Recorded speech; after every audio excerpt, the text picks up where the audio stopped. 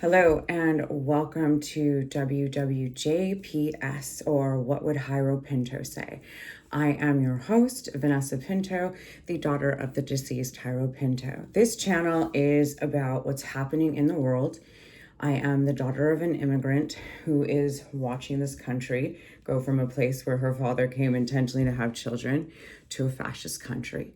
We have all sorts of things happening in the world. I am not a journalist. I'm just in law school and hoping to get some therapy out of all the things going on in this world. But tonight, my friends, we are going to talk about the tech bros. The men that think that they run our lives, the men that want to fire everyone for AI, the men that use more drugs than the Wolf of Wall Street. So let's start talking about Alex Karp and Sam Altman and Palantir. Towards the end, I'm going to talk a little bit about someone else who we're going to do a video about. But tonight, we will be discussing the murderous tech bros that would really just like to murder us all, steal our conscience, and become maybe robots themselves. Hang out. To understand Palantir, we have to understand these men filled with testosterone and murder. Karp, Alex Karp, the man that said that Gazans were useful idiots for his technology. He's the face of Palantir. He's the one who goes to Davos and tells world leaders that AI will redefine power and expose what societies can bear. He markets himself as a progressive who believes in Western strength. He calls Palantir completely anti-woke but pro-West. And he recently sparked a firestorm by warning Silicon Valley any tech company refusing to work with military should face nationalization. He famously said, if you think you're going to screw the military, I'm not going to say that word, but it's the R word for mentally disabled.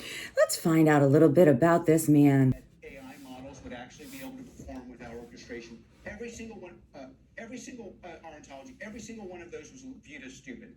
You know what I actually have grown to appreciate about capitalism?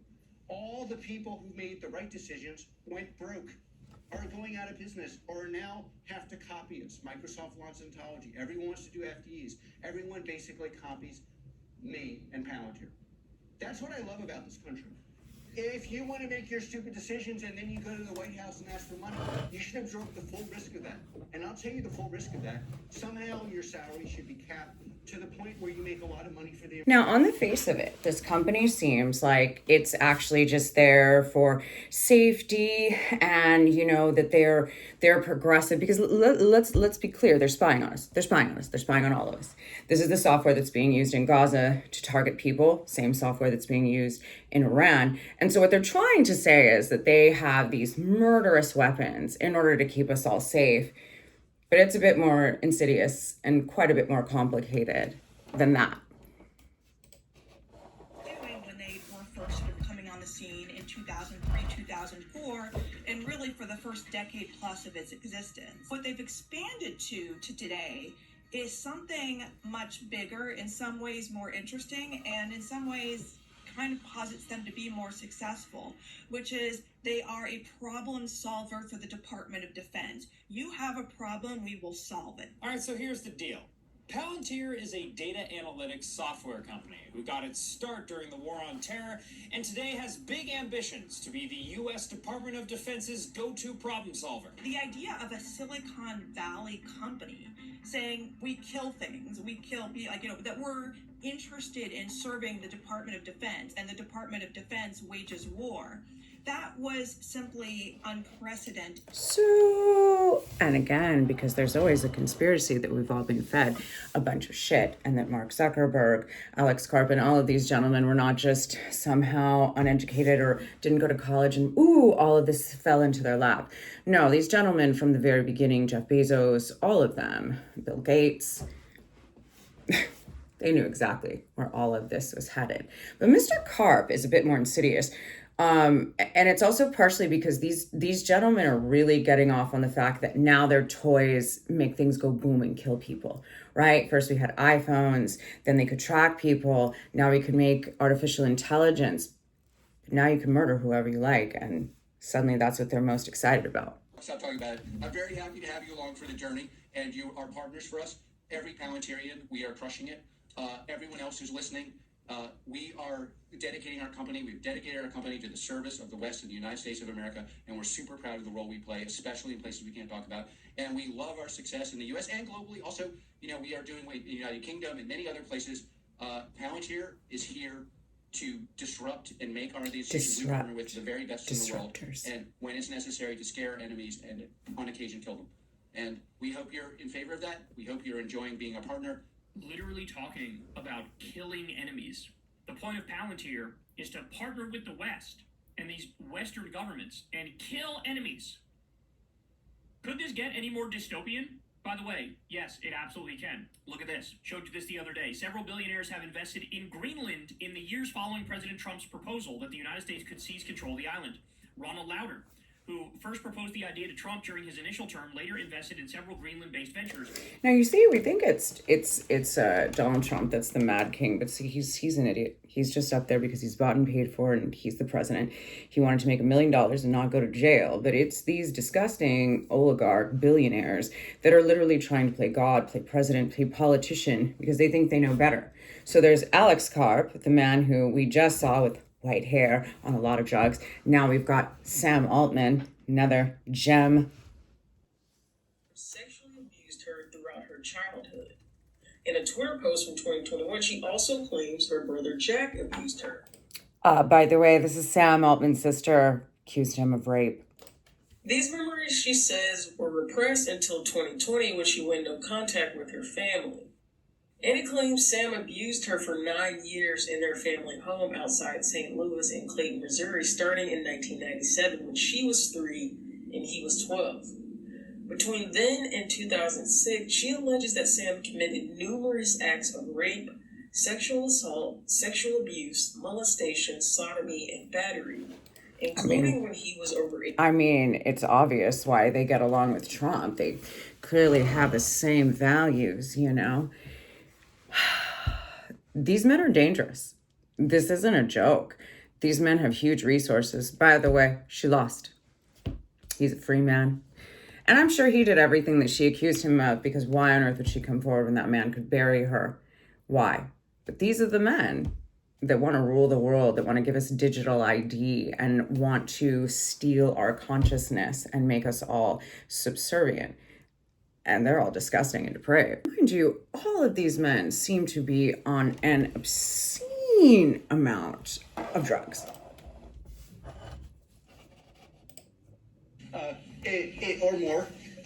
When I made this, every decision Palantir made, FDAs, going public, building products, enterprise, large data sets, going to government, acknowledging American superiority, being pro-meritocracy, launching an AI platform, calling into question that AI models would actually be able to perform without orchestration. Every single one, our ontology, every single one of those was when we began talking and knowing each other 10 years ago. Hopefully I'm knowing you as much as 10 years ago, or more. It's funny because there was actually an article after this. So if Karp is winkingly saying that he indulges in cocaine, he would only be the latest influential figure in the stimulant. History is littered with noted politicians and oligarchs who were snorting the stuff behind the scenes. As recently as 2023, the Secret Service told reporters that they had found the substance in the White House, launching a lengthy investigation. There's a good chance that Palantir's tweet was designed to be tongue-in-cheek, a mixture of fact and fiction, albeit in an unknown ratio. Karp does cross-country ski and has previously claimed that he owns 10 ski huts across the world, as Fortune reported. Karp claims to ski 5 hours a day. When the New York Times asked him last year what his social life consisted of, he simply had a reply. First of all, I'm a cross-country skier, so then I do all this training. To have an elite VO2 max, an elite level of strength, it's just consistency in the Norwegian training style. A description of the fellowship on Palantir's website invites those who excel in pattern recognition, nonlinear thinking, and hyperfocus to apply. Ironically, the company has quickly distanced itself from diversity, equity, and inclusion initiatives under the Trump administration, despite the fellowship arguably sounded like that one. But all these tech bros are on something. But you know, they say the company you keep is kind of tells you a little bit about yourself. So beyond being drug-addled, wanting to kill people and calling Gazans useful idiots, let's talk about his partner, Peter Thiel.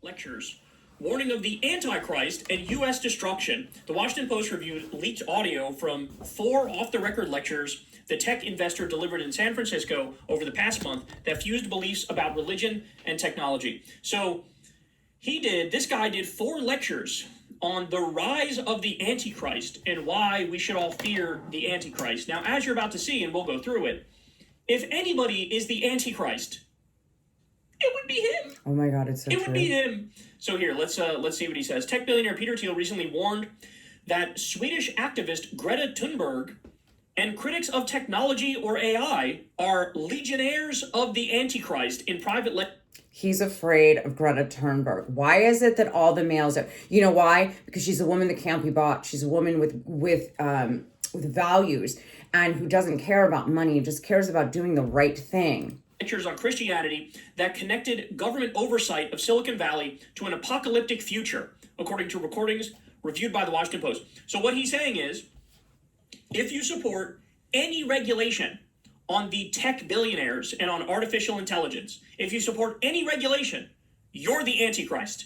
So in other words, this technology that they're working on, which is basically like trying to create a god in the computer, right? They're trying to create this artificial intelligence, this general intelligence where you don't even need to put a prompt in. It could just solve all your problems for you, cure cancer, do whatever. They're trying to create God in a computer, but they're saying that the people who are trying to stop these assholes from playing God, somehow we're the problem. The people who are... Let's hear it from the man himself. For the human race to endure, right? You're hesitating. Yeah, well, yes? I don't know. I would, This is a long hesitation. This is a long hesitation. There's so many questions implicit in this. Should the human race survive? Yes. Okay. But I also... But Greta's the... First of all, why is he even an answer to that? And why is it that we're giving these men so much power? And, you know, here's the thing. Even if they were all wiped off the planet tomorrow, their corporations still exist. And this fever that they have for having absolutely no rules and regulations, but that they want us to have rules and regulations. They want to watch us. They want to do all these things, but they want to do whatever they want because they're the smartest men in the world. And so, you know, it's always, I don't know, transhumanism is this, the ideal was this radical transformation where your human natural body gets transformed into an immortal body. And there's a critique of, let's say, the trans people in a sexual context, or transvestite is someone who changes their clothes and cross dresses. And a transsexual is someone where you change your penis into a vagina. And we can then debate how well those surgeries work. But we want more transformation than that. The critique is not that it's weird and unnatural. It's so pathetically little. And we want more than cross. No, we just want to be transhuman. It's not good enough. It's not good enough. There is something when you have all this money that suddenly you're like, well, what else can I do? What else can I do? Can I just put this thing and last forever? Ultimately, my belief is that they just want to live forever. And it's just going to get worse and worse until we get there. But we need to know our enemy. And that's why I'm showing you this. These men are our enemy. These corporations are our enemy. These corporations need to go. They need to be regulated and they need to be tracked. For God's sakes, Elon Musk's Grosk was essentially asking children to get naked and send nudes. They were using it to create children for pornography, even though they're artificially intelligent or an AI video. It's still disgusting things. And they're the ones that need to be in charge. For God's sake, Elon Musk had a chainsaw. He's now going to be on deposition. Oh yeah. And who are playing God, who cut off U.S. aid, who are firing veterans, who are getting rid of departments. These men that are playing God and have all this money, and they just think it's fun and that there are no consequences. Elon is finding that there are. Former employees of Elon Musk's Department of Government Efficiency in the hot seat tonight. You don't regret that people might have lost important income to support their lives? No. You don't regret that people could have lost their income that ruins their... No. Deposition videos from January tied to a civil lawsuit going viral online. Lawyers asked former DOJ staffer Justin Fox about projects flagged as diversity, equity, and inclusion, including a documentary about Jewish women forced into slave labor during the Holocaust. It's a specifically focused on Jewish cultures and amplifying the... This is who is in charge. This is who they want to put in charge. The females in that culture. I mean, are we all excited? They seem so qualified. It's inherently related. What we need to know, consequences need to happen. Mark Zuckerberg is having huge consequences right now for the first time. Look that up. That lawsuit is a big deal. These men have had no rules. That's why they're pumping money into this administration, because they'll let them do whatever they want. You want people? Take them. You want to sell some children? Do it. You want to be a pedophile? It's great. That's what we do here in America, apparently, with the help of Israel. So let's all take a look at this.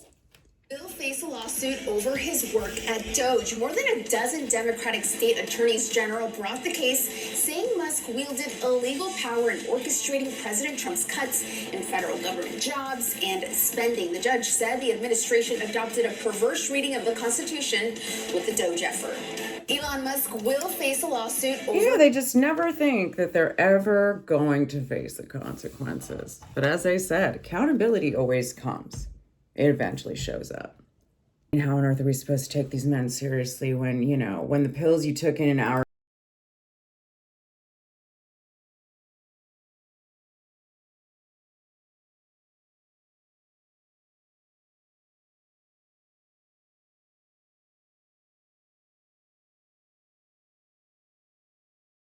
right about now. Yeah, this is who we're supposed to... No. See, when I look at these men showing off and on drugs, is essentially that they just need more toys and nothing will sate them. But,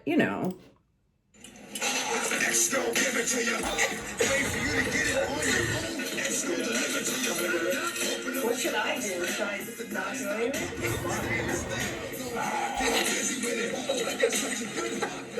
who are these people? And why are we allowing them to do everything? Well, again, this was very important. Let's never forget why I started this little investigation. The primary cause of death to Palestinians. Okay, do you want to hear the answer, or do you want to yell?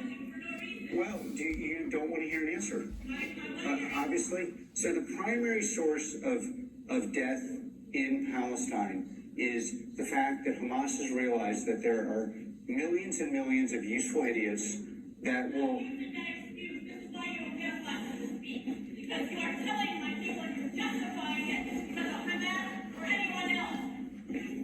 Can we get security up there? Can we get security? You look at the arrogance that he says that.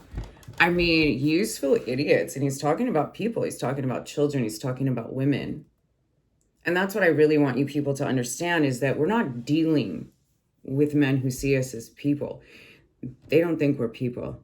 We're just a fun little game for them in between whatever they're snorting off of a toilet, or God only knows how much DMT is being done in that office.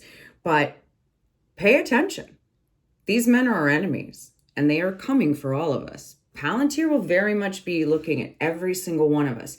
It tracked them in Gaza, and it will be here with ICE. That is absolutely what they're doing. And my final warning of the night: keep your friends close and keep your enemies closer. And that's why we need to know about these men. This is Larry Ellison. He owns TikTok. He bought Paramount Plus. He's about to buy HBO Max and CNN. He's about to own our media. He owns Oracle. He is just, Israel is his daddy too. And basically he's doing all of this for Israel, not America. We're going to end with him because I'm going to do another piece on him. But let's take a look at what another billionaire has to offer. Ellison, the new king of American media. He's the world's second richest person, chairman of the software giant Oracle, and now he's Hollywood's newest mogul. He's planning one of the most ambitious media shakeups in modern times. In August, Larry Ellison helped buy the TV and film studio Paramount for his son David. The Ellisons are now reportedly bidding to buy a much larger media company, Warner Brothers Discovery. If it goes ahead, this merger would create a Hollywood colossus. Warner and Paramount's combined recent box office output far exceeds their rivals. And together, they'd command more than a third of America's national TV advertising market. Larry Ellison's also part of a group trying to buy the American operations of TikTok from its Chinese owner ByteDance. And it's this acquisition which would be an industry game changer. The deal could give the Ellisons access to TikTok's fabled content algorithm. Now imagine if that were combined with Warner and Paramount's vast media libraries. No other company would have this combination. Keep your friends close. Keep your enemies closer. These men have very quietly bought up our media. This is why I'm on YouTube. This is why there's independent media. We're not all just here because we're trying to get sponsorships. At least not me. I am here because I am realizing that this world and this country is not for us. It's not for the people, by the people. It's the Epstein class and the elites and Israel and the Zionists and the weird Christian Zionists that want the coming of whatever. This needs to end. These corporations need to go. And why are they in charge of us? But if we don't start making better decisions, we will all end up with a global ID, with nothing that we own, with nothing but propaganda. And is that really what you want to leave? I have a cat, and I really don't want to even leave that to my cat. I can't imagine you people with children. Take a look at them. Those are the enemies. Have a really good night, folks. Like, comment, and subscribe.